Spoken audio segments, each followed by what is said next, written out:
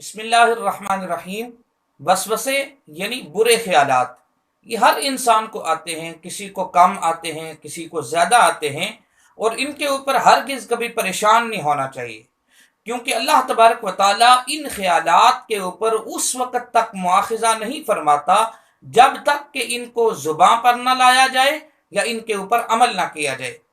آقا کریم صلی اللہ علیہ وسلم کی بارگاہ میں صحابی رسول عرض کرتے ہیں، یا رسول اللہ صلی اللہ علیہ وسلم، مجھے اس قدر برے خیالات آتے ہیں کہ میں ان کو زباں پر نہیں لا سکتا، رب کے بارے میں، دین کے بارے میں، آپ کے بارے میں یا رسول اللہ بڑے برے خیالات آتے ہیں، ان کا کیا حل ہے؟ آقا رحمت صلی اللہ علیہ وسلم نے ارشاد فرمایا، میرے غلام، چور اسی مقام پہ جاتا ہے جہاں مال ہوتا ہے، اور شیطان اسی انسان کے اوپر حملہ کرتا ہے جس کے اندر ایمان ہوتا ہے،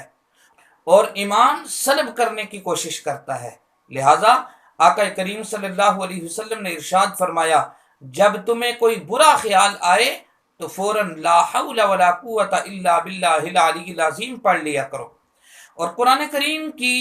آخری سورہ مبارکہ یعنی سورۃ الناس کی ایک آیہ مبارکہ اللہ تبارک و تعالیٰ نے نازل فرمائی ہے، جس کے اندر ارشاد فرمایا، الذی یوسوس فی صدور الناس۔ علماء فرماتے ہیں کہ اس آیت مبارکہ کی کثرت کے ساتھ تلاوت کی جائے، انشاءاللہ العزیز اللہ تبارک و تعالیٰ اس انسان کو برے خیالات یعنی وسوسوں سے محفوظ فرمائے گا۔ اللہ تبارک و تعالیٰ ہمیں عمل کی توفیق عطا فرمائے۔